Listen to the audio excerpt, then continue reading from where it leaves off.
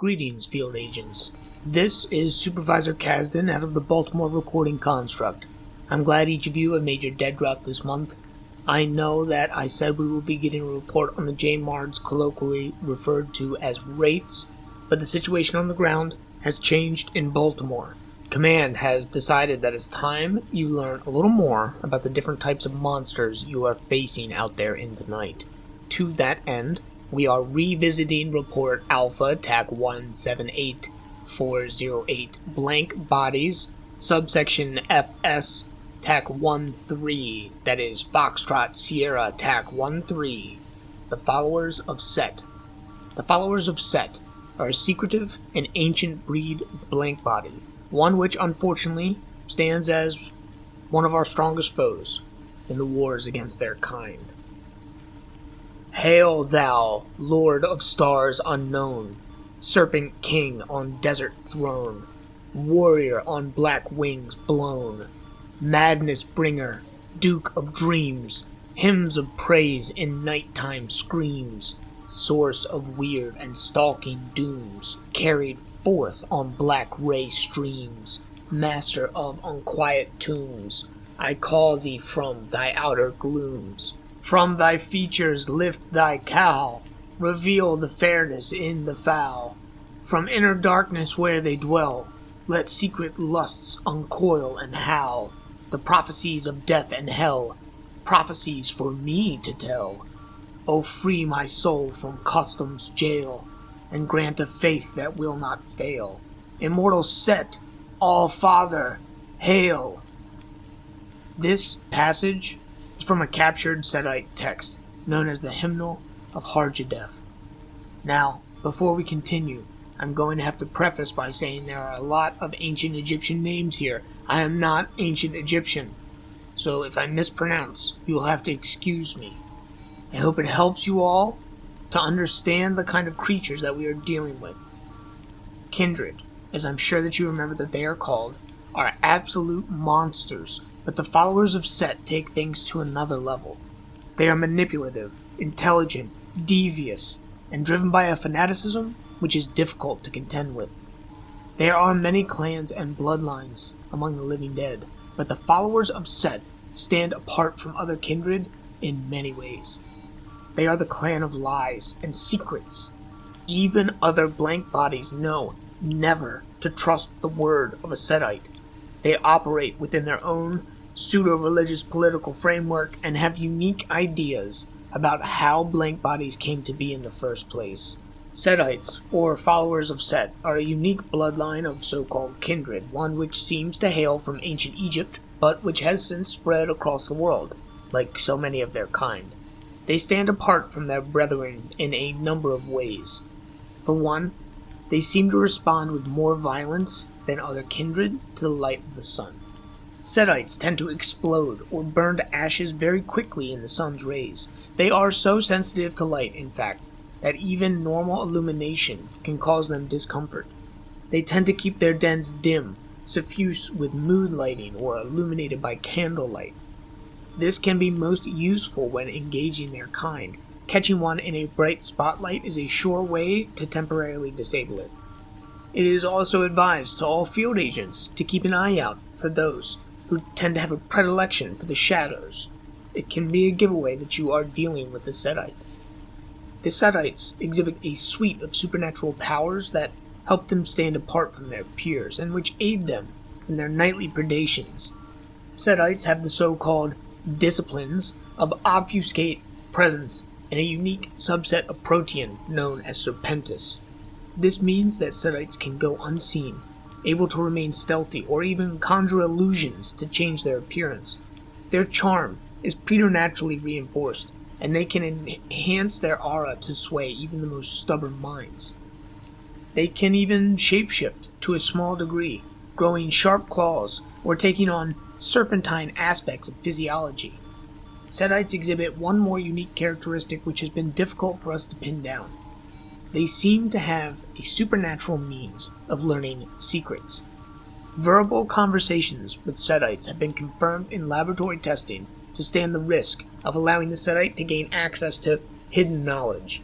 For example, the last interrogator to work with a Sudate subject here in the Baltimore recording construct had it revealed to the team that he was responsible for the murder of his own brother decades ago. The Sudite and the interrogator had never met with one another before, and the Sudite had no way to gain any information on the interrogator's prior life. How Sudites gain access to this kind of information remains a mystery, but interrogated individuals have confessed all too willingly that the Red Father whispers truths to them within their vitae. Field agents are advised only to engage in verbal, face-to-face communications with the Sudite as a last resort. As you may remember from your previous briefing, most of the kindred believe that their kind were created as a result of the curse of Cain, a biblical curse laid down against Cain for killing his brother Abel. The followers of Set, however, contest this point. They claim the story of Cain and Abel was new when they were old, and that the true progenitor of the undead was the ancient Egyptian god Set, whom the followers of Set refer to by the moniker Sutek. According to them, long ago, in a time before history, the land of Egypt was ruled by Ra, who presided over the Egyptian gods and stewarded the land to prosperity. Some captured and interrogated Setites seem to think that these individuals were truly gods in the literal sense, divine beings who were responsible for creating the world. They believe the story of Sutek's change into a kindred takes the form of the same Egyptian mythology that you have likely learned about in school sometime before now, and they very proudly claim that they differ from other kindred because where their clans were started by one who used to be mortal, their founder had never been mortal. He was divine. Another group, however, believes that Ra and his progeny were human beings, real people who were perhaps potent sorcerers, but who were as human as you or I. The Archaeological Division has found some evidence to support the latter assertion, so it is the framework that the Union uses when dealing with the followers of Set. In fact, the Archaeological Division has evidence to suggest that Sutek was born over 7,000 years ago on the banks of the Nile River, shortly after Ra completed his unification of Upper and Lower Egypt. His parents were Geb and Nut, the children of Ra. Ra ruled from the great city of Anu.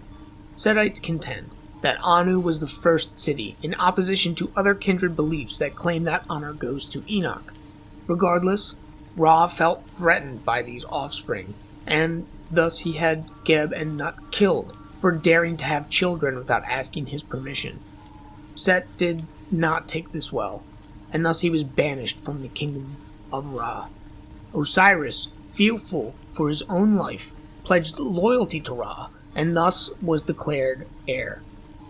Set wandered the western wastes of Egypt, alone, though records indicate that he returned to Osiris after the death of Ra, hoping to reconcile. Osiris upheld his grandfather's banishment, and he again sent Set away from Egypt. Set was furious, but there was nothing he could do. The archaeological record suggests that he headed north towards Assyria, though what exactly happened after that remains a mystery. We know that it was sometime around this point that Set first became a kindred. Some interrogated subjects have proclaimed that Zillah, an ancient mythological creature, was Set's sire. Still others have claimed that it was Enoya, progenitor of the group of blank bodies known as the Gangrel.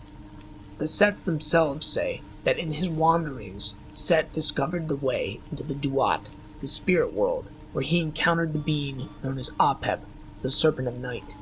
In classic Egyptian mythology, Apep attempted to devour the sun every night, and every night Set fought with him to keep this from happening. Setites tell a different version of events. Some say that he did fight with Apep, claiming the night serpent's heart and stealing his power. Others say that Apep sank his fangs deep into Set's heart and filled the young man with his venom. Still others claim that it was the waters of creation, Nun, that gave Set his power and gave him the ability to corrupt Apep's venom.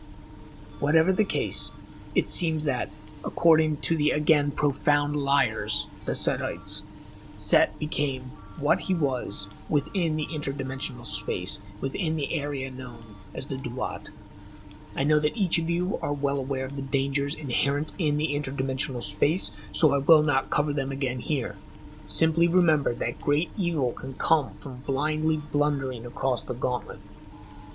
However it happened, Set was changed forever. He returned to Egypt under a different guise, the guise of a being known as Typhon, and once he arrived back in his homeland, he snuck into the great city of Anu. There, he crept about by night, spreading influence and infecting others with his terrible curse, thus creating the followers of Set. Some say that eventually he was taken back into the court of Osiris under his guise as Typhon, and that there he managed to corrupt even his brother, transforming him into a kindred. Osiris did not respond well to his condition, and thus he left Egypt behind in order to cure himself or, failing that, find some way to control his condition. Set, meanwhile, used his influence to erode the base of Osiris's power, hoping to supplant him while he was absent from the country.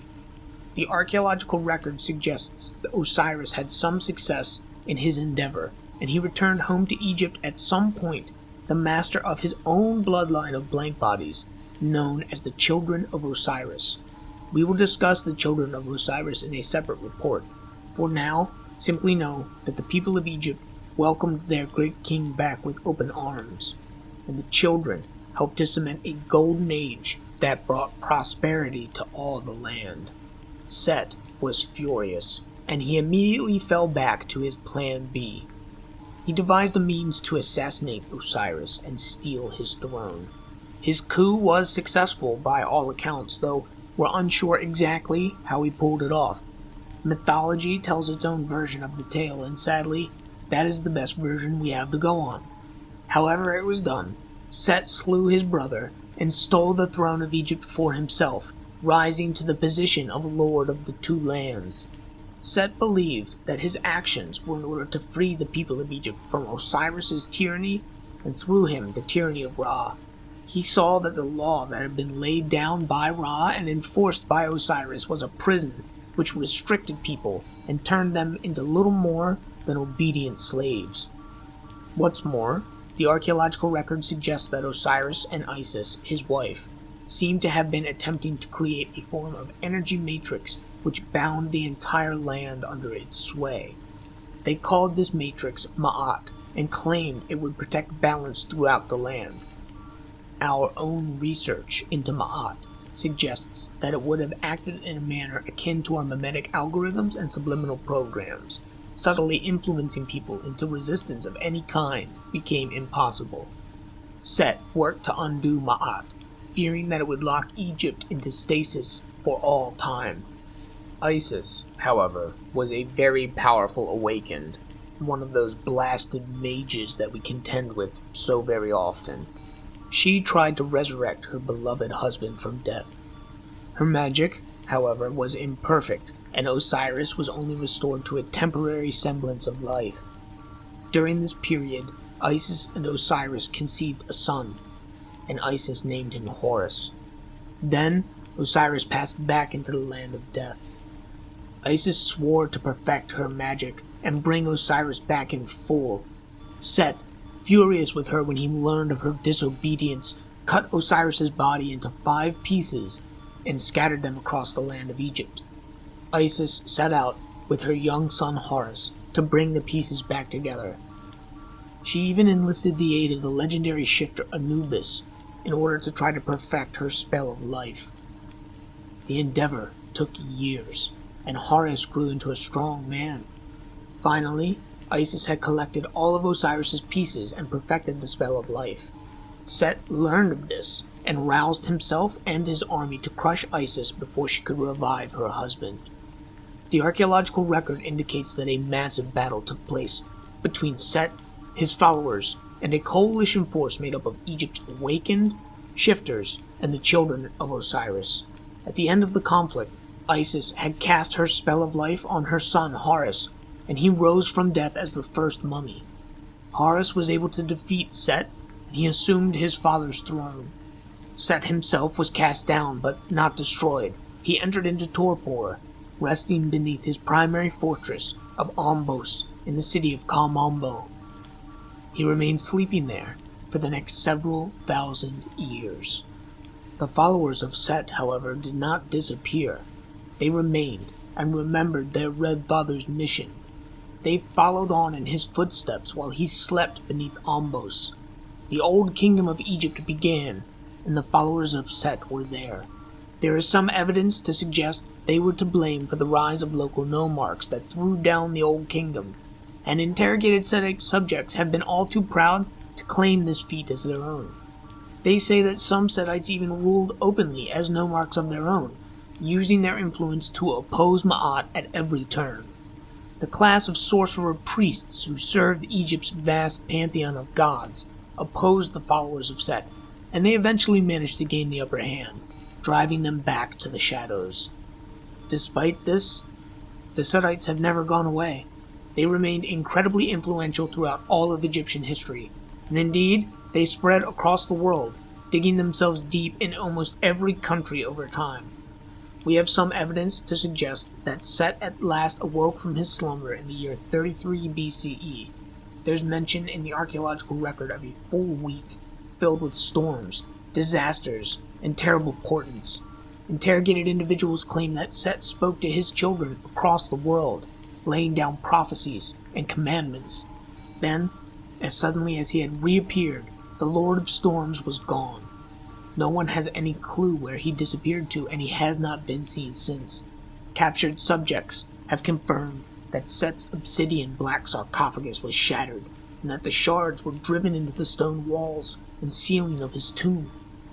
It's unknown if Set still walks the earth, or perhaps he has passed into the interdimensional space somehow. The Union's most advanced hunter-killer teams have had zero success in locating the Red Father, nor does he appear on any of our satellite scans. Wherever Set has gone, he has certainly gone far, but that does not mean that we can be complacent in regards to his children. The followers of Set still exist, and they are spread across the world, one of the largest of the kindred clans. They have built and continue to perpetrate an organization known as the Church of Set, a religious group dedicated to spreading the word of Set, fulfilling his legacy, and tearing down the constraints placed on individuals by society. This church has a unique dogma and philosophy, one which you will be expected to understand, so that you can better deal with Setites when you encounter them in the field. First, as already mentioned, the Church of Set believes that Set was the first vampire, and that from him all other vampires were born. This belief automatically puts them at odds with most of the blank body community, or at least with those who believe in the tale of Cain. With that said, the Church of Set goes much deeper than one might realize. They believe that there is an ultimate creator, but that this creator has nothing to do with the world. They think that this creator generated the endless sea, a vast ocean of dark water that the Setites dub Nun. They believe that a person can go strong enough to influence this Nun, that is N-U-N, in order to create, thus becoming gods themselves, and they claim that Ra was the first being to learn how to do so. Setites claim that Ra then created the earth and set up the systems of civilization and law in order to chain people to physical existence, thus preventing them from ever challenging Ra for power over none. In truth, the Setites say, anyone can become a god if they have the will to follow the path to its completion. They call Ra and the other gods eons, and they say that these are evil beings who wish nothing more than to keep humanity weak and fettered to their power. In their eyes, Set fights for true freedom by opposing these eons. He tears at the fabric of Ma'at like an animal in order to create openings through which individuals may pass so that they can rise to their fullest potential. The Church of Set opposes the eons as a matter of principle, which may be something we can exploit. Captured subjects have revealed under interrogation that the Setites view the antediluvians, the progenitors of the kindred clans, as aeons, and they wish for nothing more than to kill them all in the name of their Red Father. Setites can then, perhaps, if they're fanatical enough, be pitted against other blank bodies. The Church of Set defies convention. They twist and shape their beliefs to fit their goals as needed. It should be noted that they will say anything, couch their beliefs, and purposefully act in opposition to the status quo. They will play both sides in any conflict. All of this to generate the maximum amount of chaos. Chaos equates to true freedom to a Setite. They see it as an environment where truly anything can happen, and thus where one's choices can carry the most weight. Their dogma is fluid by nature, extremely difficult to pin down, and oftentimes couched in the lens of local cultural mythology. We have had to put a great deal of effort into discovering the inner workings of the Church of Set, but thankfully, we have been able to capture many of their number, many of whom seemed all too willing to extol their interrogators on the virtues of the Red Father and his ways. All Setite groups organize themselves into cults that follow a path of progression known as the Journey by Night. This path can differ in slight ways based on regional mythology and cultural variation, but the heart of it is present in almost every group of Setites on Earth. The Journey by Night is a process of philosophical, mental, and physical degradation that strips the supplicant of their old identity and indoctrinates them into the church. Setites claim that this process frees the supplicant from the constraints laid on them by society and morality, and allows them to experience true freedom. The church believes that freedom is necessary in order for an individual to stand any chance of rising to godhood, and the Journey by Night is designed to winnow the soul in order to prepare the supplicant for what lies beyond. The exact process for undergoing the journey is contained in an esoteric, eldritch, supernatural text known as the Book of Going Forth by Night. Scholars claim that the Book of Going Forth by Night can be traced all the way back to the earliest days of ancient Egypt, where it first appeared as the opposite volume to the famous Egyptian Book of the Dead. The Book of Going Forth by Night is an extremely rare text. Most copies are well tended for and well hidden in shrines and temples of the Church of Set, but a few rare copies can be found on the open market. All field agents are reminded that such dangerous works should be confiscated and turned into your handler if encountered in the field. It is important to note, again, even as a reminder, that the journey can be extremely variable based on how the local Setites have twisted it to fit into the local culture. Many Setites from around the world do not even realize that they are following Set's path until they reach the upper echelons of the church. There are dozens, potentially hundreds of cults associated with the Church of Set. Most of them act as front organizations, would-be secret societies or paranormal investigation groups with names like the Cadre of the Emerald Servant or the Priory of Red Enlightenment. Most of the people in these groups are unaware of the Church of Set. Setites, however, will keep a close eye on them, curating their organizations. The church is always looking out for the potential in individuals to follow the Journey by Night. Some cults manage to rise to prominence within or are created within the Church of Set itself. These cults tend to have slightly different views on Set and his dogma that again has been colored by their local mythology. We'll discuss the sects in detail in a bit, but for now, know. Many of the cults that come to actually wield power within the Church of Set create or spring from what are called founding temples.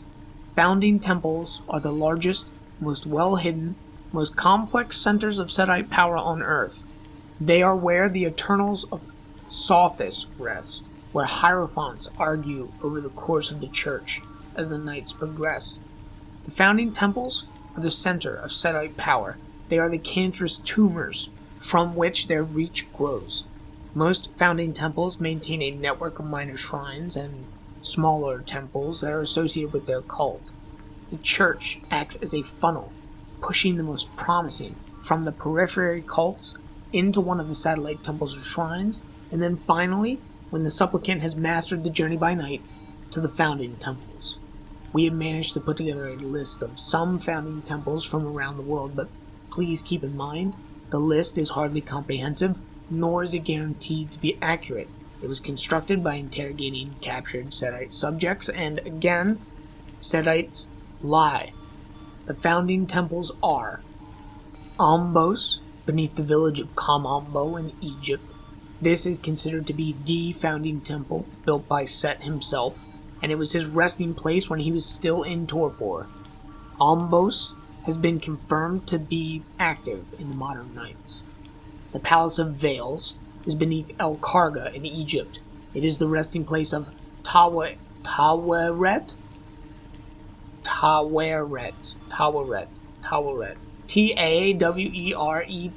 I told you I wouldn't be able to pronounce all of these names. But Taweret is an eternal of Sothis, who is a direct child of Set. It has been confirmed that the Palace of Veils is still active. The Arena of Thunder lies beneath Abu Simbel in Egypt. It is the resting place of Wepwawet, Wepwawet, another eternal of Sothis, who is a direct child of Set, and the founder of the Setite warrior castes. Setite warriors are trained at this founding temple. It is very much still active. The Court of Miracles sits below Alexandria, Egypt, and it is led by an eternal of Sothis who calls herself Nefertiti. The Court of Miracles is active. The Typhoeum used to be a major founding temple, but it seems to have fallen into disrepair. It is also in Alexandria, though it seems to be an archive and no longer a proper temple. The Court of Steel and Sky lies below Aswan, Egypt, and it is close to the Aswan Dam, though we do not know the exact location. As far as we can tell, it is one of the newer founding temples and active. The Garden of Asps rests below the ruins of Memphis, Egypt, ancient capital of the country. It is still active, but seems to be much smaller than it used to be. The same can be said of the Red Temple, which lies beneath the ruins of Thebes, Egypt. The Red Temple is also still active, but seems to boast only a small population of Setites. The Fire Court beneath Luxor Temple, also in Thebes, Egypt, is the site of Setite power in the area for now, and it is very much still active. The House of the Eclipse is beneath Cairo, Egypt. The Setites here truly despise the sun, and believe that Set wishes for them to kill the sun itself. They are active and currently under heavy surveillance. The Dream Court is also based in Cairo. It is the home of the Sleeping Lord, an eternal of Sothis that is a direct child of Set. The Sleeping Lord passes visions and orders that supposedly come directly from Set to the Hierophant of the Dream Court. Who the Sleeping Lord is unknown, though it is highly probable they are Weha, the individual who is otherwise known as the real-life Scorpion King. The Dream Court is very active, seems to compete for influence with the House of the Eclipse. Crocodile Temple rests below Fayum, Egypt. It is the resting place of Sobek, a Macaulay abomination that was created by Set. The Setites there believe that Sobek is the personification of the Kindred's beast, and they revere the crocodile almost as much as Set himself. Crocodile Temple is still active. The Court of Dust and Bones is in Wadi El Natron, Egypt, or at least it was. I say it was because it seems to have disappeared. The court used to be a center for Setite sorceress research. How it disappeared or where it went are unknown. The Temple of Set was a founding temple located in the city of Tanis, but it was destroyed along with that city long ago. Tanis is noted as a site where we can potentially gain access to lost Setite temples or shrines, places buried and untouched since the city was destroyed. Tartessos was a founding temple that was somewhere in Spain, but it was destroyed some time ago. The Labyrinth of Bones lies beneath Tunis in Tunisia. It is very active and rumored to house the sleeping forms of several Bruja Methuselah from the fall of Carthage. Hunter-killer teams are very keen to find the entrance to this one. The Descending Eyrie is beneath Tangier in Morocco and is active. The House of Set is hidden somewhere in Uganda. We know that the founding temple is active, but we have been unable to locate its hiding place. The Temple of Dambala lies beneath Oyo, Nigeria. This sect of Setites merges belief in Set with belief in the rainbow serpent, Aida Widu, and her husband, the serpent of earth and darkness, Dambala Widu, whom they revere almost ahead of the Red Father. The Temple of Dambala is still active. The Priory of the Black Magdalene is located below Marseille, France. They believe they are a branch of Setites who were founded out of the bloodline of Jesus Christ himself. Yeah, we'll talk about Jesus another day, but the priory holds to the belief that Jesus sired a child with Mary Magdalene. They claim to shepherd the bloodline, maintaining it by carefully breeding human families to produce the desired offspring. They are still active. The Cave of Apples is beneath Naples, Italy. The cult of Typhon Trismegistus is centered here, and they are very much still active. The Hall of Jormungandr, you gotta forgive me, this is Scandinavian, but Jormungandr is located beneath Oslo, Norway. It is not the largest Setite founding temple, but it is still very much active. The Setites here worship Set in the form of Jormungandr, the world serpent. Kharkiv Temple is located beneath Kharkiv, Ukraine. It's still active, though they seem to have sealed themselves off from the outside world in response to the Russian invasion. The Temple of Dogs is located on the infamous Isle of Dogs in London. The Isle of Dogs was infamous for its prostitution, and the temple there is still very active and still very infamous for its prostitution. Red Hook Temple is located beneath New York City in America. It's one of the largest temples in America, and still active. Ravana Temple was located beneath Washington, D.C., America's capital, but the temple has gone dark. We have some intel reports to suggest that the temple's Hierophant has sided with Marcus Vattel, but it is just as likely that Vattel destroyed the hidden lair. Finally, we have the Court of Scorpions right here in Baltimore. The Court of Scorpions is very new and seems to have been founded in response to the Church of Set losing contact with their temple in D.C. They're very active, and we will discuss them a little bit more in detail later. The Setite temple is constructed along a specific template. They are always underground, usually hidden away behind innocuous facades or in the basements of nightclubs, though some exist in ancient ruins scattered around the globe. The temple itself consists of an outer sanctum, an inner sanctum, and a holy of holies. The light is kept dim, either only a few sparse torches or strong electric Christmas lights. It will never be brighter than the mood lighting at an Italian restaurant. The outer sanctum is usually a wide space meant for the general congregation and utilized during the lesser mystery of Set. Each temple decorates this area according to their own tastes.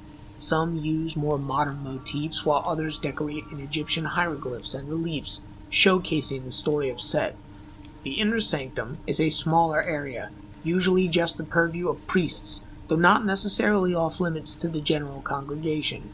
A statue of Set is always placed here, towering over the room. A burning brazier is kept at Set's feet, and this is often the brightest thing in the entire temple. Finally, we reach the Holy of Holies. Interrogated Setite subjects have said that the Holy of Holies is kept in complete and utter darkness at all times. Even the smallest of lights is the greatest of heresy in the Holy of Holies. What exactly is kept in such a place is known only to the Hierophants or the High Priests. They are the only ones allowed to enter the Holy of Holies. Some temples will maintain the Holy of Holies as a blasphemy shrine, a specific type of shrine that we will discuss in more detail later. Beyond these things, there is no set requirement for a Setite temple. Some are small, maintained in the home. Others are massive underground complexes that can stretch for miles underground. Setite temples and shrines can be very difficult to locate. The followers of Set are extremely adept at hiding and at resisting interrogation. To date, we have had middling success in penetrating these hidden underground fortresses. Each of the founding temples may be home to their own unique cult of Set, but they all follow the Journey by Night. The Journey by Night is composed of 9 gates through which the supplicant must pass. The exact order that supplicants undergo the gates is variable, save for one, but we will cover that in a moment. Remember, once again, that the process will differ slightly temple to temple and country to country. Most Setite groups start applicants off with the more palatable gates. They will use a ritual called the Lesser Mystery of Set to lure in potential applicants. The Lesser Mystery of Set is a monthly service held on the eve of the full moon. All local kindred, Even those outside the Setite bloodline are invited to partake in the ceremony. In it, local Setite priests extol the virtues of releasing inhibition and the power of revelation. He oversees some small sacrifice, and then the congregation devolves into a litany of hedonistic abandon. Supplicants will have sex, feed openly, carve hieroglyphics into their own flesh. The congregation is smothered in a tide of sensory experience that is meant to smother the ego. This ritual hedonistic display is known as the Gate of Ecstasy, and it is normally a supplicant's first step on the journey by night. The second gate is usually the Gate of Terror. The priest overseeing the journey pushes the supplicant towards their deepest fear and helps them to understand that only Set can give them the power to overcome it. The third gate is commonly the Gate of Wrath. During this gate, the supervising priest will attempt to push the supplicant into a burst of overriding, pure, animalistic rage, obliterating any sense of the old self in the process. The fourth gate is often the Gate of Desire.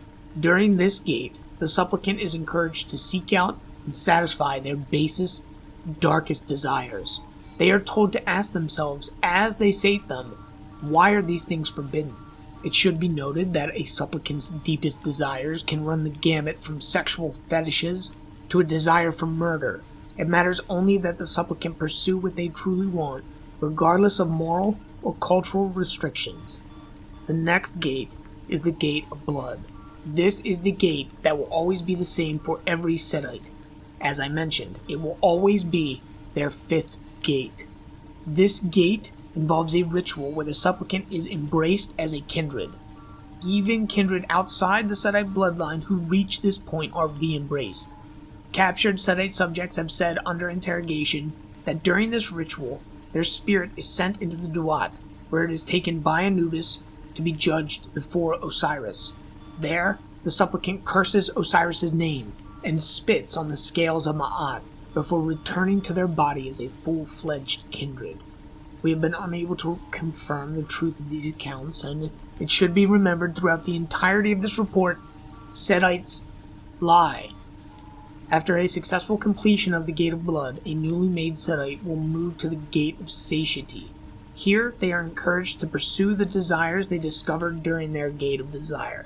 They are encouraged to take these things to the utmost extreme, to drown any need for them through sheer indulgence. A Setite who loves to murder will kill in any and every way he can, until he grows bored of the practice. The Church believes that this gate frees the supplicant from the constraints of their own wants. After all, you can hardly seduce someone who no longer desires sex. This removes the ability for that individual to be manipulated in that manner. At the Gate of Despair, the supplicant is subjected to tortures reminiscent of the Book of Job. The priest overseeing the journey destroys the supplicant's life. They kill family, ruin jobs, stain reputations. They cut every tie the supplicant has to the wider world until they have only themselves. At the Gate of Ignorance, the priest overseeing the journey targets the supplicant's ideals. They strip the supplicant of their personal beliefs by showing them that a deeply held principle or ideology is false. They force their supplicant to confront paradoxical questions, such as, if God loves us all, why do children die of cancer? Setites believe such questions shatter the hold that preconceived ideology can have on a person. Grind the universe down to the finest powder, they say, sieve it through the finest sieve, and then show them one molecule of justice, one atom of mercy. Realizing the false resonance in such ideals is considered a removal of constraint. Finally, the supplicant must pass through the ninth gate, the Gate of Chaos. During this phase, the overseeing priest will introduce sheer chaos into the supplicant's life by ripping away any sense of normalcy. They will throw something completely unexpected into the supplicant's life, something they have to struggle to come to terms with. The idea is to show the supplicant that any sense of order in the world is merely a temporary facade.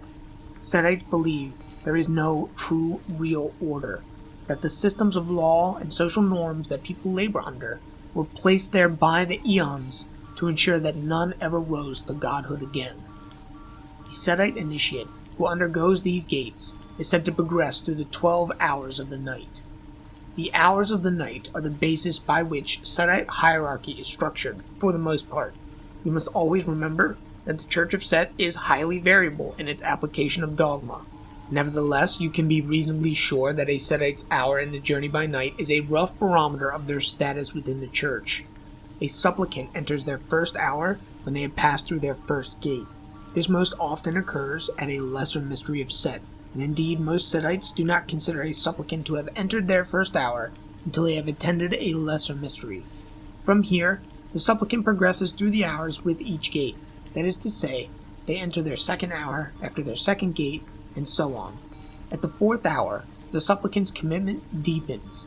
They have traversed several gates by this point, and have most surely been exposed to some of the true doctrine around Set that rests at the heart of the Church. The fourth hour is where a supplicant is most often turned into a ghoul, and this usually happens at a ceremony known as the Greater Mystery of Set. Now, here we're going to take a slight tangent. The Greater Mystery of Set is an enigmatic, dark ritual which Setites are sworn to never speak about with outsiders. We have had extreme difficulty extracting information on the Greater Mystery from captured subjects. Many of them have chosen to embrace their final death rather than speak a word of it to our interrogators.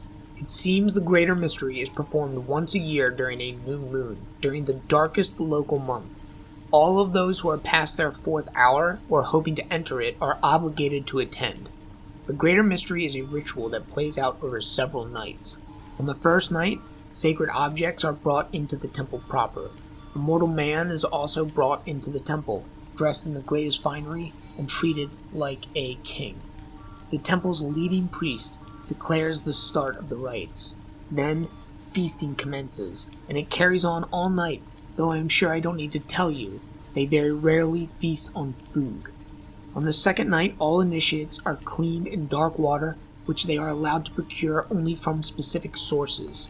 They're allowed to dress only in green and red, and they must pray at least once within the temple.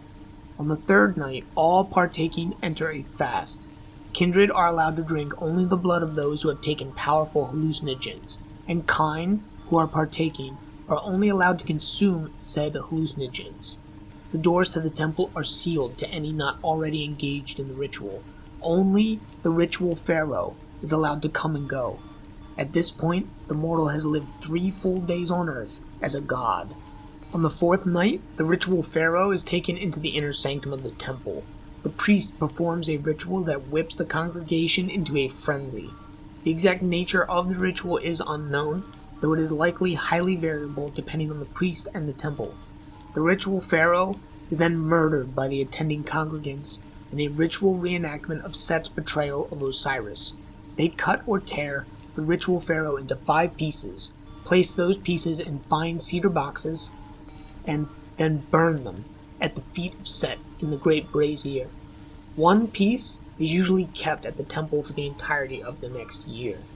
On the 5th night, the temple doors open, and the congregation emerges to celebrate the downfall of Osiris. They take narcotics of all kinds and devolve into an orgy of blood feasting, sex, and fighting. The basest, darkest manners of release are performed here, things that are too despicable to even mention.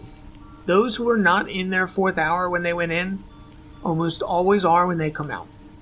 The 5th hour is the Gate of Blood, and it is always the Gate of Blood as we have discussed. We've already talked about this ritual, so I'm not going to linger here. But this is the point when a supplicant is considered a full member of the Church of Set. After this point, they are a kindred, fully a blank body in their own right, a disgusting blood deviant, a monster who preys upon the innocent. The 6th hour is attained after the 6th gate, and it is at this point that a Setite is considered a priest, capable of shepherding others through the journey by night. The 7th hour comes after the 7th gate. This is the point where Setite warriors stop. Setite warriors are a specific case within the church, one we will discuss shortly, but they forego progressing further on their journey in order to guard those who come behind them forever. The 8th hour is entered when all 9 gates have been completed. At this point, the Setite has learned the deepest secrets of the church. They can become a lector priest if they have the means, and again we will discuss them shortly.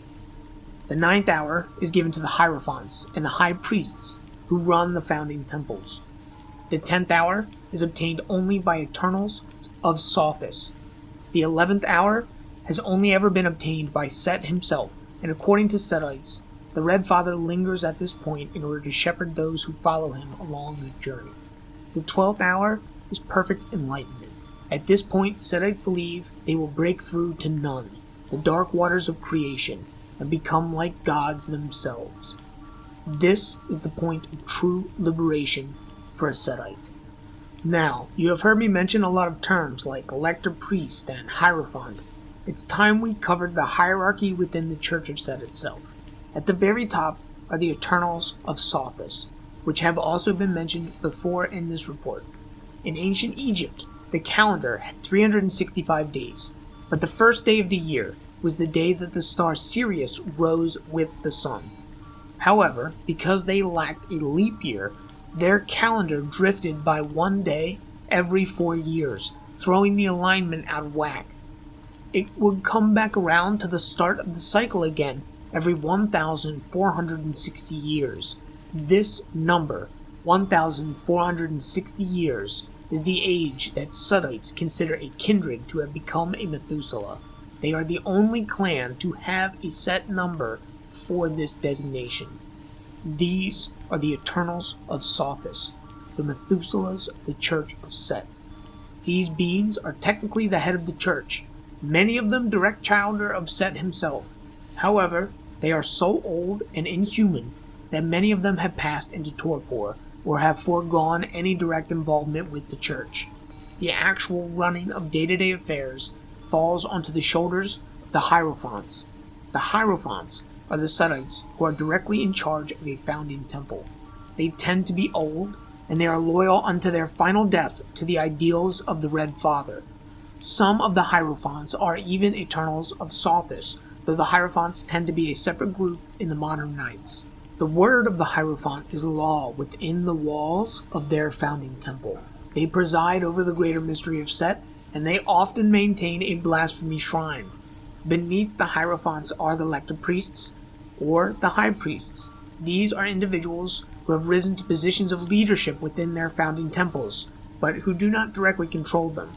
The difference between the Lector Priests and the High Priests is a matter of Aku, a dark type of sorcery practiced by the Setites, but we will discuss that in a bit.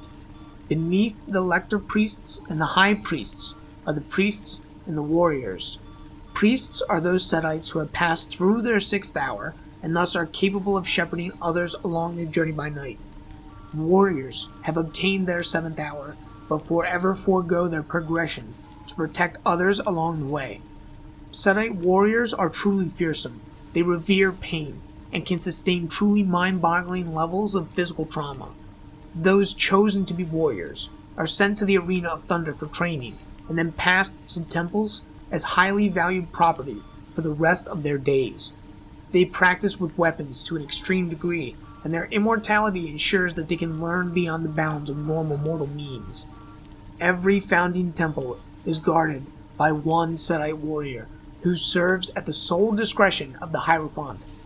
It is the warrior's duty to protect the temple and the faithful with their life if need be. Field agents are advised to approach warriors only with overwhelming firepower and the utmost caution.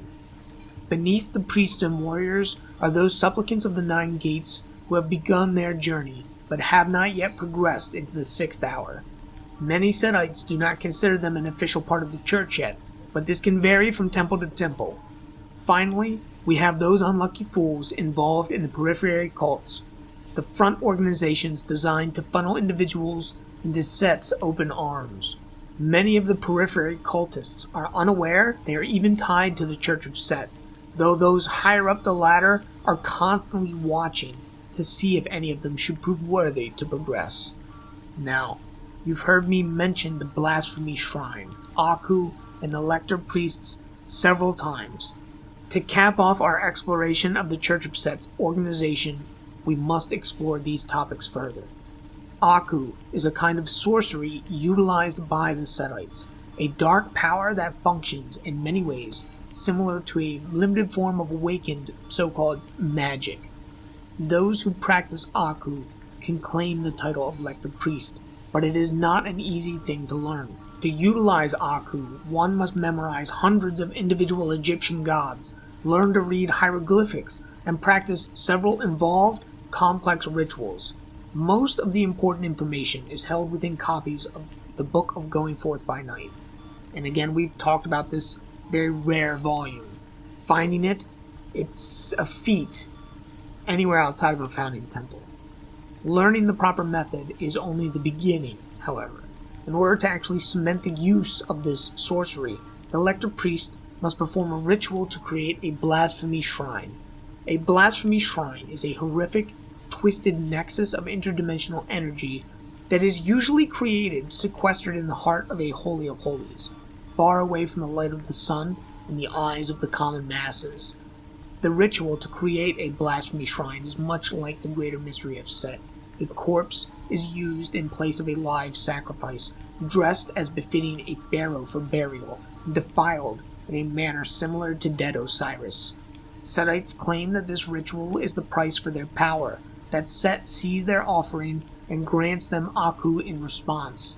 Lector priests must perform this ritual once a month in order to maintain a blasphemy shrine.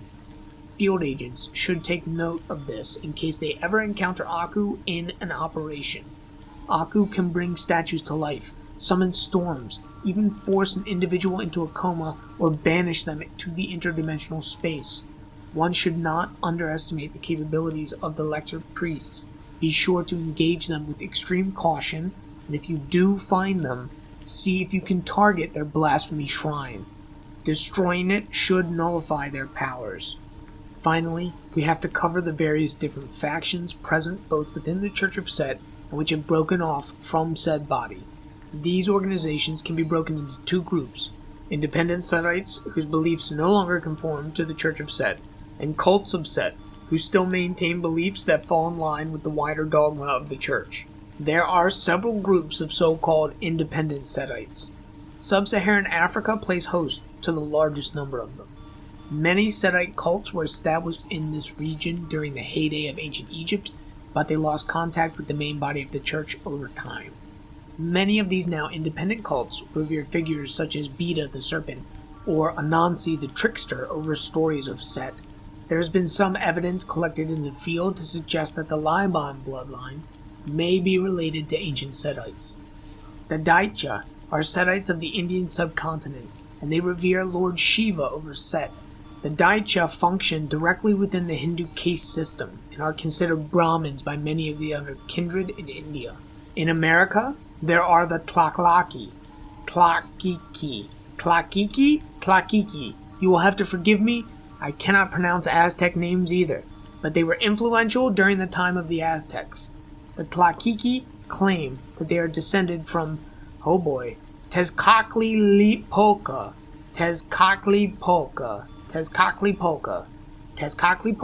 the Aztec god of night, war, and sorcery. They ruled openly over entire cities before the coming of Cortez, but in the modern nights they are very rare if not extinct. The Serpents of Light are an interesting sect of Setites that spring from the Caribbean, from the mishmash of native and voodoo religions there. The Serpents of Light are unique in that they accept Set's existence, but they actively flaunt him. They seek to destroy all of the antediluvians, including Set, and they refuse to associate with the Church of Set at all.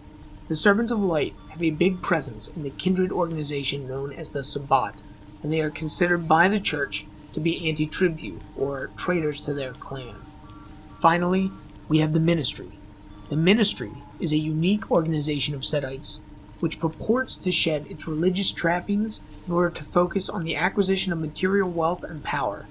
On the surface, the Ministry has nothing to do with the Church of Set, and in fact exists in opposition to it. We have discovered evidence, however, to suggest that this status quo is just a front, that the Ministry is indeed still tied to the Church at the deepest levels. Intelligence gathered in the field suggests that the Ministry acts as a front, funneling the best and brightest towards the Church of Set, much the way many of the periphery cults tend to do. The difference, however, lies in the fact that The ministry openly eschews religious and occult trappings. It is a cult for the modern age, a cult of power, one which the church may be utilizing the same way they've utilized their many fronts across the centuries. Field agents are advised to be on the lookout for any additional evidence confirming this hypothesis when engaging in operations against ministry forces. Within the church itself, there are many different cults of Set.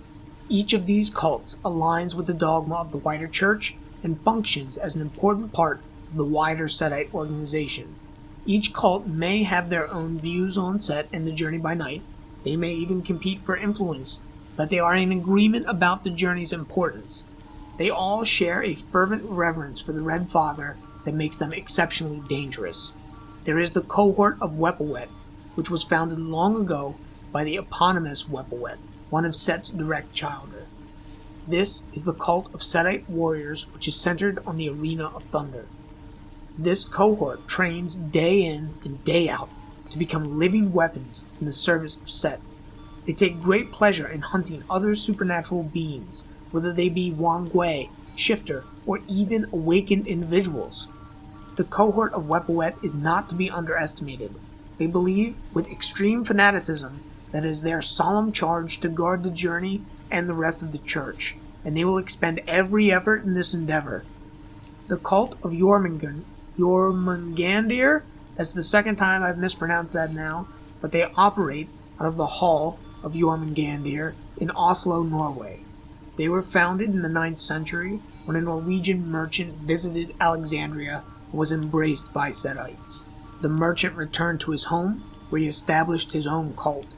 They revere Set in the form of the great serpent Jormungandr, and are one of the smallest and least influential cults within the church. The cult of Tawaret is based out of the Palace of Veils beneath El Karga Oasis. They claim to have been founded by Tawaret, one of Set's childhood. The cult believes in liberation through ecstasy and debauchery first. Their priests and priestesses can be extremely seductive and capable of twisting even the firmest Puritan to decadence. The Sisterhood of Sekhmet is an all-female cult, which intelligence suggests is actually only 1/3 Setite. The rest of the cult is made up of converts from other kindred clans or supplicant mortals. The center of power for the Sisterhood of Sekhmet is unknown, but our reconnaissance efforts suggest that they lack influence in the wider church in the modern nights. The cult of Typhon Trismegistus was founded in Greece, and they fuse the worship of Set with ancient Greek mythology. They venerate Mars, Pluto, and Bacchus as the three aspects of Set, the Red Father, who they venerate under the alias of Typhon. The cult of Typhon is the largest Setite cult in Europe, and they are based out of the Cave of Apples beneath Naples, Italy. The Children of Damballa are an African cult that have the greatest influence in Nigeria. They are based out of the Temple of Damballa beneath Oyo, and they revere Set under the aspect of Damballa Widu, a snake god of death in the earth. Damballa is wed to Aida Widu, the rainbow serpent of the sky, and together they created the earth. Intelligence suggests that of all the cults of Set, the Children of Damballa hold to the church's dogma with the least amount of strictness. The cult of Sobek is based out of the Crocodile Temple beneath Fayum in Egypt. They worship Sobek, the Macaulay abomination that was supposedly sired by Set.